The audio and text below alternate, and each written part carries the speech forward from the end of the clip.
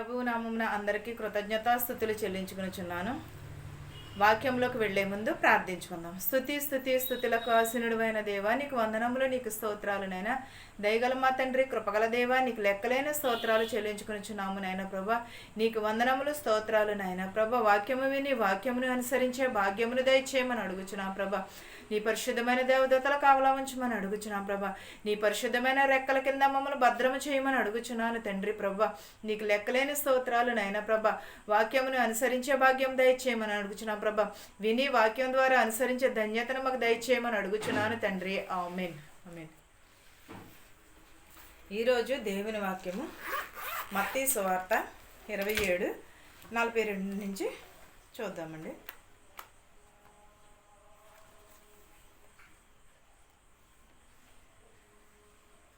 46 నుంచి చూద్దామండి. మత్తయి సువార్త 27:46 నుంచి చూద్దాం. ఇంచుమించు 3 గంటలైనప్పుడు యేసు ఏలీ ఏలీ లామా భక్త అని బేకరగా కేకవేశాను. ఆ మాటలకు దేవా నా దేవా నన్నెందుకు చెయ్యి విడిచితివి అని అర్థము.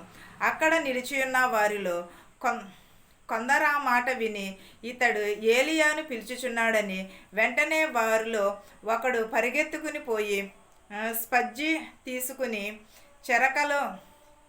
చెరకలో ముంచి రెల్లున తగిలించి ఆయనకు త్రాగనిచ్చాను. తక్కిన వారు ఊరుకుండుడి, ఏలియా అని రక్షింపవచ్చునేమో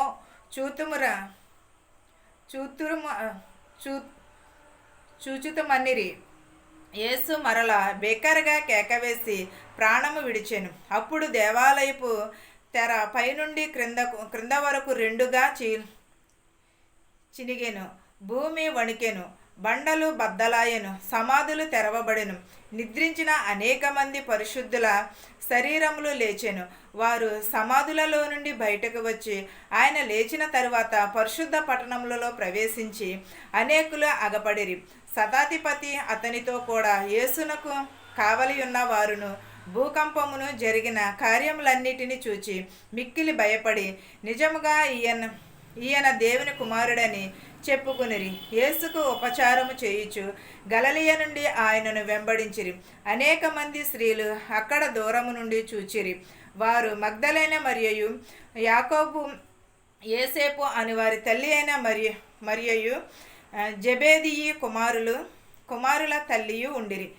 ఇక్కడ దేవుడు ఏం చేశాను, ఇంచుమించు 3 గంటలప్పుడు బెక్కరగా కేకలు వేసి ప్రాణము విడిచి ఏలీ ఏలీ అనగా అర్థము దేవా నన్నెందుకు చెయ్య విడనాడితివి అని దేవునికి ప్రార్థించినప్పుడు వీళ్ళు చూసిన వారు ఏలియా వచ్చి రక్షిస్తాడేమో అని కేకలు వేయుచున్నాడని అనుకునిచుంటున్నారు. కానీ ఏలియా ఏమనుచున్నాడు, దేవా నన్నెందుకు చెయ్యి విడిచితివి అని అడుగుచున్నాడు క్రీస్తు. అంతేగాని ఏలియాని వచ్చి రక్షింపమని కాదు కదండి. వీళ్ళందరూ ఏమనుకుంటున్నారంటే ఏలియా వచ్చి రక్షిస్తాడేమో అని అనుకునిచున్నారు.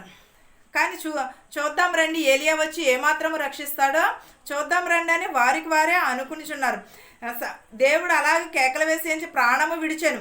తన ప్రాణము విడిచినప్పుడు దేవాలయపు తెరలు 2గా చీల్చాను. వారి సమాధులలో ఉన్నవారు పరిశుద్ధులందరూ కూడా లేపబడినారు. సమాధులు కూడా వణుకును పుట్టించాను, సమాధులు కూడా బ్రద్దలాయను. దేవుడు ప్రాణం విడిచినప్పుడు, అందుకనే కదండి సమాధుల పండుగ చేసుకుంటాం మనం. ఏమో మనకి తెలిసిన వారు చనిపోతే వెళ్ళి ఈరోజు యేసుక్రీస్తు వారు చనిపోయినప్పుడు ఎలా అయితే సమాధులలోంచి లేపబడ్డారో అలాగే ఈరోజు కూడా నా తల్లిదండ్రులు లేపబడవచ్చేమో, లేకపోతే నాకు తెలిసిన వారు లేవచ్చేమో అని ఆతృతతో మనం సమాధుల పండుగ చేసుకుంటాం కదండి. యేసుక్రీస్తు వారు లేచిన పండుగను మనము చేసుకుంటాము. అలాగే మన వాళ్ళు కూడా ఏమైనా లేస్తారేమో, యేసుక్రీస్తు వారు చనిపోయినప్పుడు లేచారు కదా, ఇప్పుడు కూడా అలాగే లేస్తారేమో నాకు తెలిసిన వారు అని అనుకుని వెళ్ళి మనం ఏం చేస్తాము, ప్రార్థన చేస్తాము. ప్రార్థన చేయించి పలహారము పంచి పెడతాం. ఎప్పుడు యేసుక్రీస్తు వారు అప్పుడు అలా జరిగినది కాబట్టి దాన్ని అలాగ మనము సాగనిస్తున్నాము, అలాగ మనము ఆచరిస్తున్నాము. దానిని సమాధుల పండుగను మనము చేసుకుంటున్నాము. సమాధులు 2గా చీల్చాను, బండలు బద్దలాయనని చెప్పుచున్న సమాధులు తెరవబడును. నిద్రించిన అనేక మంది కూడా పరిశుద్ధులను శరీరులను లేచును. పరిశుద్ధులు లేచారు, శరీరములు కూడా లేచినని చెప్పుచున్నాను. సమాధులలో నుండి బయటకు వచ్చిన ఆయన లేచిన తర్వాత పరిశుద్ధ పట్టణంలో ప్రవేశించి అనేకులు అగపడిరి. అనేకులు అగపడిరి అని చెప్పుచున్నారు. శతాధిపతిని అతనితో కూడా ఉన్నవారును కావలి వారిని కూడా ఆ కార్యమును భూకంపము జరిగిన కార్యములన్నిటిని చూచి మిక్కిలి భయపడి నిజముగా ఇతడు దేవుని కుమారుడే అని అప్పుడు అనుకునిచున్నారు. అంతా అయిపోయిన తర్వాత అనుకుని ఏం లాభం కాదు కదా. అప్పుడు అనుకునిచున్నారు. యేసునకు ఉపచారం చేసిన వారును గలిలయ నుండి ఆయనను వెంబడించిన వారును కూడా అనేక మంది స్త్రీలు కూడా అక్కడ నుండి దూరం నుండి చూశారు. కానీ అందులో ఉన్నవారు ఎవరెవరు? దూరం నుండి చూసిన వారు ఎవరు? మగ్దలేనే మరియు వేరొక మరియు జెబెదయి కుమారుల తల్లియును యేసేపు అనబడిన తల్లియును కూడా. ఎంతమంది అండి మరియలు? బైబిల్లో ఉన్నవారు 3 మరియలు ఉన్నారు. మగ్దలేనే మరియ, వేరొక మరియ,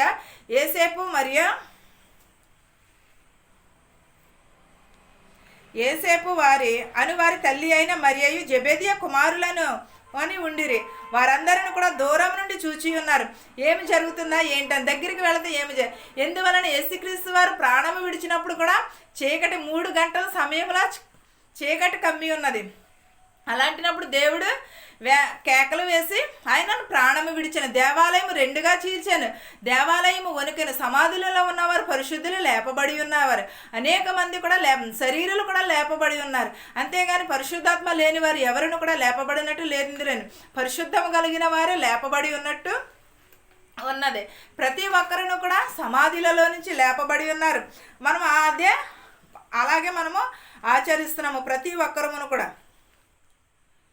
యేసు శిష్యుడుగా నున్న మరి అంతయు యేసేపు అను ఒక ధనవంతుడు సాయంకాలం అయినప్పుడు వచ్చి పిలాతు నొద్దకు వచ్చి యేసు దేవాలయమును దేహమును తనకిమ్మని అడుగగా పిలాతు దానిని అతనికి అప్పగింప ఆజ్ఞాపించెను. యోసేపు ఆ దేహమును తీసుకుని శుభ్రమైన నారబట్టతో చుట్టి తాను రాతిలో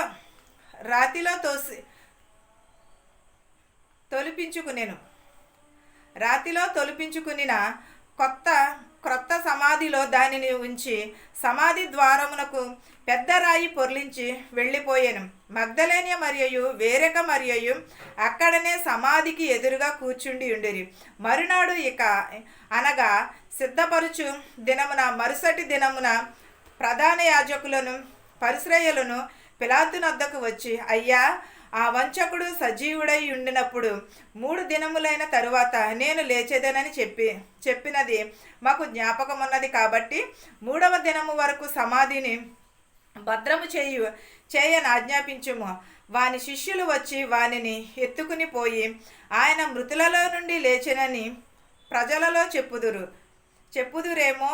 అప్పుడు మొదటి వాంఛన కంటే కడపటి వాంఛన మరి చెడ్డదై ఉన్నదని చెప్పిరి. అందుకు పిలాతు, కావలి వారు ఉన్నారు కదా, మీరు వెళ్ళి మీ చేతనైనంత మట్టుకు సమాధిని శుభ్రము చేయుడని వారితో చెప్పాను. వారు వెళ్ళి కావలి వారిని కూడా ఉంచుకుని రాతికి ముద్ర వేసి సమాధిని శుభ్రము చేసిరి. ఏంటండి? పిలాతును అడిగి ఉన్నారు. యేసు శిష్యుడుగా ఉన్నప్పుడు మరి ఇంత యేసేపు అను ధనవంతుడు ఒక్కడు వచ్చి సాయంకాలం అయినప్పుడు వచ్చి పిలాతు వద్దకు వచ్చి ఏమేమి అడిగి ఉన్నాడు? దేవుని యేసు దేహమును నాకు ఇమ్మని అడుగుచున్నాడు. అడుగగా పిలాతు ఏమన్నాడంటే, దానిని అతనికి ఇవ్వటకు అప్పగించాను. వారి జనులకు బంట్రోతులకు ఏం చెప్పి ఉన్నాను? వారికి ఆజ్ఞాపించాను.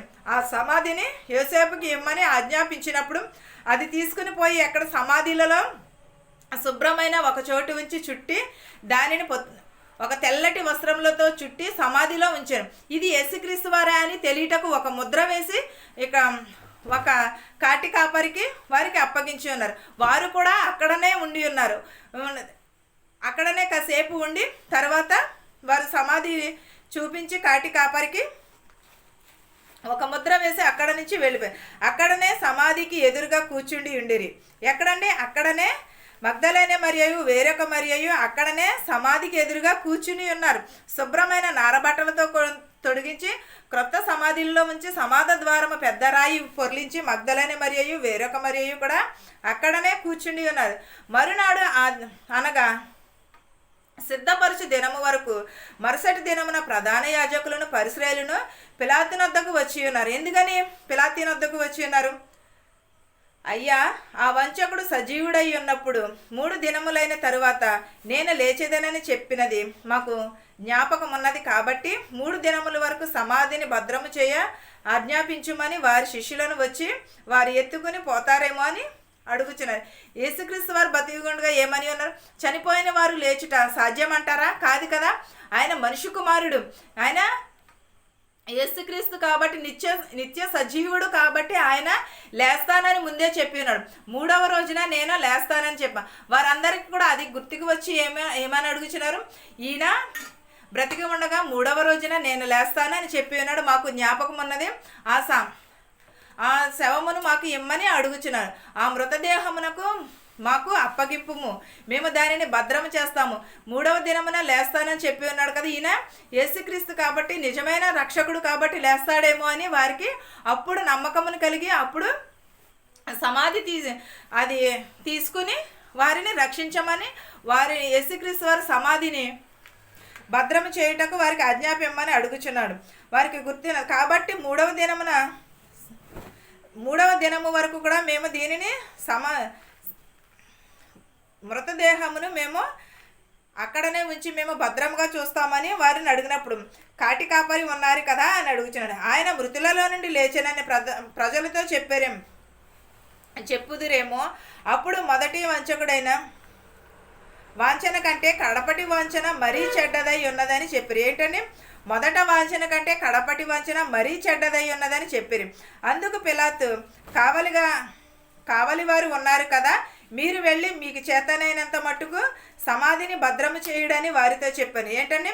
కావలి వారి ఉన్నారు కదా, మీకు చేతనైనంత మట్టుకు మీరు చెయ్యడి, తర్వాత వారు కాటి కాపరులు చూసుకుంటారని పిలాతు వారికి చెప్పి ఉన్నాడు. అందుకు పిలాతు భద్రము చేయుడని వారితో చెప్పాను. వారు వెళ్ళి కావలి వారిని కూడా ఉంచుకుని రాత్రికి ముద్ర వేసి సమాధిని భద్రము చేసిరి. ఏంటండి? రాత్రికి భద్రముగా ఉంచి సమాధికి ముద్ర వేసి ఉన్నారు. ముద్ర వేసి అలాగే రాత్రంతా కూడా వారు కాపలా కాసి దానిని భద్రము చేసిరి. యేసుక్రీస్తు వారు నిజముగానే లేచి ఉన్నారు. 3వ దినమున మత్తయి సువార్త 28 మొదటి వచనం చూద్దామండి. విశ్రాంతి దినము గడిచిపోయిన తరువాత ఆదివారమున తెల్లవారుచుండగా మగ్దలైన మరియయు వేరొక మరియయు సమాధిని చూడవచ్చిరి. ఎక్కడికండి? విశ్రాంతి దినము గడిచిపోయిన తరువాత. మనం ఏంటంటే ఆచరించేది? విశ్రాంతి దినము ఆచరిస్తున్నామా లేకపోతే పునరుద్ధాన దినము ఆచరిస్తున్నామా? దేవుడు ఏమంచి విశ్రాంతి దినము గడిచిపోయిన తరువాత ఆదివారము అనగా విశ్రాంతి దినం ఏ రోజు వచ్చినది? చాలామంది అంటారు ఆదివారమే విశ్రాంతి దినం అంటారు. కానీ ఇక్కడ స్వయంగా దేవుడే చెప్పుచున్నాడు కదా. ఏమని? విశ్రాంతి దినము గడిచిపోయిన తరువాత మనము తెల్లవారుచుండగా మగ్దలైన మరియయు వేరొక మరియయు సమాధి చూడవచ్చు. ఎక్కడనే? విశ్రాంతి దినము గడిచిపోయిన తర్వాత ఆదివారం అని స్వయంగా ఈ లెక్కన వేసుకుంటే విశ్రాంతి దినం ఎప్పుడు? శనివారం వచ్చినది కదండి.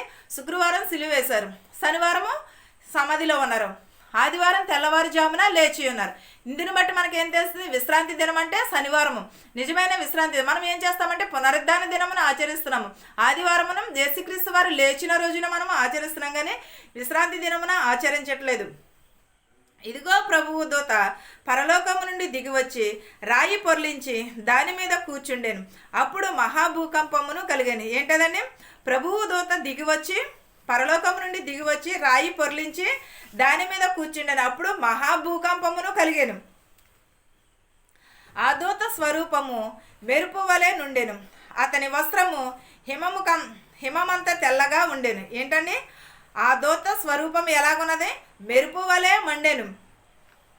అతని వస్త్రములు హిమము కంటే తెల్లగా ఉండెను. అతనికి భయపడుట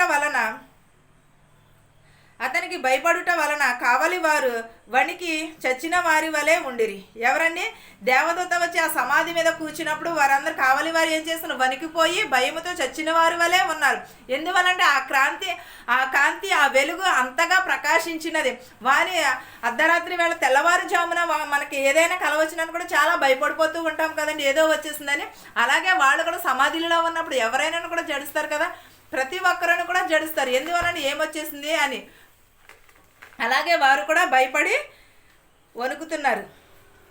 అతనికి భయము కానీ చచ్చిన వారి వలె అయి ఉన్నారు. దూత ఆ స్త్రీలను చూచి, మీరు భయపడుకుడి, సిలువ వేయబడిన యేసును మీరు వెదకుచున్నారని నాకు తెలియను. ఏంటండి, ఆ వెలుగును చూసి వీరు భయపడుచున్నప్పుడు ఏమన్నారు? మీరు భయపడకుడి, మీరు సిలువ వేయబడిన యేసుని వెతుకుచున్నారని నాకు తెలియనని చెప్పాను. ఆయన అక్కడ లేడు. ఆయన చెప్పినట్లే ఆయన లేచి ఉన్నాడు. రండి, ప్రభువునే పండుకుని ఉన్న స్థలము చూచి త్వరగా వెళ్ళి ఆయన మృతులలో నుండి లేచి ఉన్నాడని ఆయన శిష్యులకు తెలియజేయుడి. ఇదిగో ఆయన గలిలయలోనికి మీకు ముందుగా వెళ్ళుచున్నాడు, అక్కడ మీరు ఆయనను చూతురు. ఇదిగో మీతో చెప్పినది అనెను. ఏంటండి, భయపడకుడి అని చెప్పున్న ఆ స్త్రీలందరూ కూడా భయపడుచున్నప్పుడు ఆ దూత ఏమని చెప్పుచున్నది? ఇక్కడ లేడు, యేసుక్రీస్తు లేచి ఉన్నాడు, మీతోనే చెప్పి ఉన్నట్లు ఆయన లేచి ఉన్నాడు, ప్రభువును చూద్దాము రండి అని చెప్పుచున్నాడు. ప్రభువు పండుకొని ఉన్న స్థలమును చూద్దాము రండి, త్వరగా వెళ్ళి ఆయనను మృతులలో నుండి లేచి ఉన్నాడు గనుక ఆ శిష్యులు తెలియజేస్తున్నారు, ఇదిగో ఆయన గలిలయలోనికి మీకంటే ముందుగా వెళ్ళుచున్నాడని, అక్కడ మీరు ఆయనను చూదురు రండని ఆ దూత వారితో చెప్పాను. వారు భయముతోనూ మహా ఆనందముతోనూ సమాధి యొద్ద నుండి త్వరగా వెళ్ళి ఆయన శిష్యులను ఆ వర్తమానము తెలుప పరిగెత్తుచుండగా యేసు వారిని ఎదుర్కొని మీకు శుభమని చెప్పాను. ఏంటండి, వారు ఆ శిష్యులతో చెప్పుటకు పరిగెత్తుకుని వెళ్ళుచుండగా యేసు లేచి ఉన్నాడని ఆ వర్తమానము వారందరికీ కూడా చెప్పుటకు వెళ్ళినప్పుడు యేసుక్రీస్తు వారు ఎదురయ్యి ఏమి చెప్పుచున్నారని మీకు శుభమని చెప్పాను. వారు ఆయన యొద్దకు వచ్చి ఆయన పాదములను పట్టుకుని ఆయనకు మ్రొక్కగా, యేసు భయపడుకుడి, మీరు వెళ్ళి నా సహోదరుల గలిలయకు వెళ్ళవలెననియు వారక్కడ నన్ను చూతురనియు వారికి తెలుపుడనెను. ఏంటంటే, యేసు మీరు భయపడుకుడి, మీరు వెళ్ళి నా సహోదరులకును గలిలయకు వెళ్ళవలెనని వారక్కడ లేడు, నన్ను వారందరూ కూడా గలిలయలో చూతురని వారికి అందరికీ కూడా చెప్పాను. భయపడవద్దని చెప్పుచున్నారు. సహోదరు అందరూ కూడా గలిలయలో చూస్తారా, అక్కడికి వారికి తెలుపుడనెను. వారు వెళ్ళుచుండగా కావలి వారిలో కొందరు పట్టణంలోనికి వచ్చి జరిగిన సంగతులన్నిటినీ ప్రధాన యాజకులతో చెప్పారు. ఏంటండి, యేసుక్రీస్తు వారు లేచి ఉన్నారు, యేసుక్రీస్తు వారు గలిలయలో ఉన్నారు, సహోదరులందరూ కూడా చూసిన వారందరూ కూడా వారు వెళ్ళి కావలి వారందరూ కూడా పట్టణంలోనికి వెళ్ళి జరిగిన సంగతులన్నీ కూడా ప్రధాన యాజకులు అందరితో కూడా చెప్పుచున్నారు. యేసుక్రీస్తు వారు లేచి ఉన్నాడు, చెప్పినట్టే లేచి ఉన్నాడని వారందరికీ కూడా చెప్పుచున్నారు. కాబట్టి వారు పెద్దలతో కూడా వచ్చి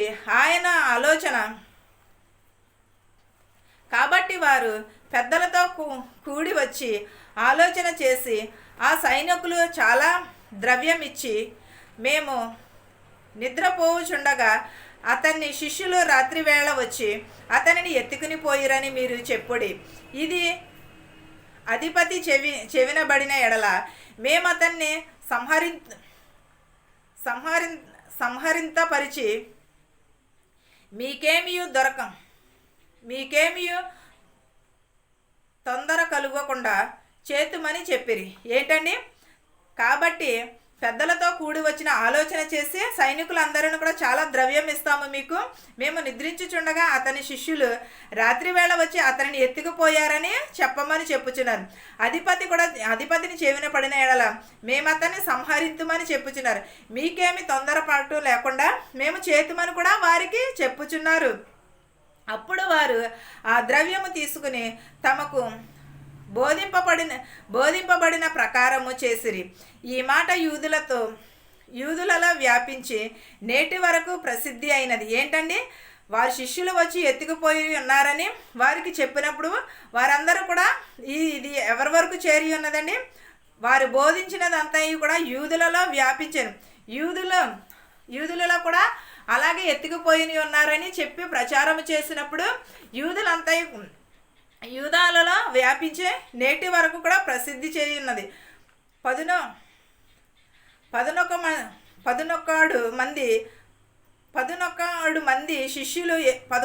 మంది శిష్యులు యేసు తమకు నిర్ణయించిన గలిలయలోని కొండకు వెళ్ళిరి. వారు ఆయనను చూచి ఆయనకు మ్రొక్కిరి గాని కొందరు సందేహించిరి.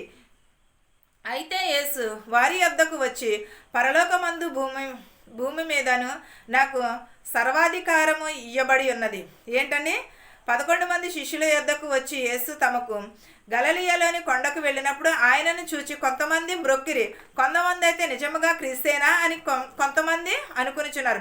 పరలోకమందు భూమి మీదను కూడా నాకు సర్వాధికారము ఇయ్యబడి ఉన్నదని కూడా వారు గ్రహించాం.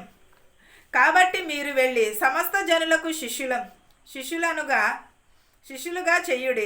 తండ్రి యొక్కయు కుమారుని యొక్కయు పరిశుద్ధాత్మ యొక్కయు నామములోనికి వారికి బాప్తిసమిచ్చు నేను మీకు ఏ ఏ సంగతులు ఆజ్ఞాపించితినో వాటినన్నిటిని కూడా గైకొనవలెనని వారికి బోధించుడి. ఇదిగో నేను యుగ సమాప్తి వరకు సదాకాలము మీతో కూడా ఉంటానని వారితో చెప్పాను. ఏంటంటే శిష్యులకు ఏమి చెప్పుచున్నారు? సందేహపడి వారందరికీ కూడా భూమి మీద నాకు సర్వాధికారము ఇయ్యబడి ఉన్నది కాబట్టి మీరు వెళ్ళి సమస్త జనులకు తెలుపుడి, సమస్త జనులకు తెలియజేయుడి. తండ్రి యొక్కయు కుమారుని యొక్కయు పరిశుద్ధాత్మ యొక్కయు కూడా వారందరికీ కూడా చెప్పమని చెప్పుచున్నాడు. వారందరికీ కూడా తెలియజేయడని చెప్పును. సదాకాలము మీతో కూడా ఉంటానని చెప్పుచున్నాడు. సదాకాలము ఈ సంగతులన్నీ కూడా ఆజ్ఞాపించిన వాటన్నిటిలో గైకొనవలెనని బోధించుచుండెను. ఇదిగో నేను యుగ సమాప్తి వరకు మీతో కూడా ఉంటానని చెప్పుచున్నాడు. ఇవన్నీ కూడా లేఖనంలో నెరవేరినప్పుడు దేవుడు ఏమని యేసుక్రీస్తు వారు లేచి ఉన్నాడు.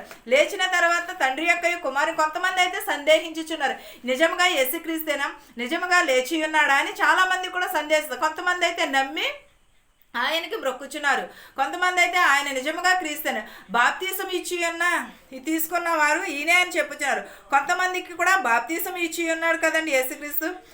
తండ్రి యొక్క కుమారి పరలోకమందున్న భూమి మీద సర్వాధికారం ఇవ్వబడిన వారు సమస్త జనులకు కూడా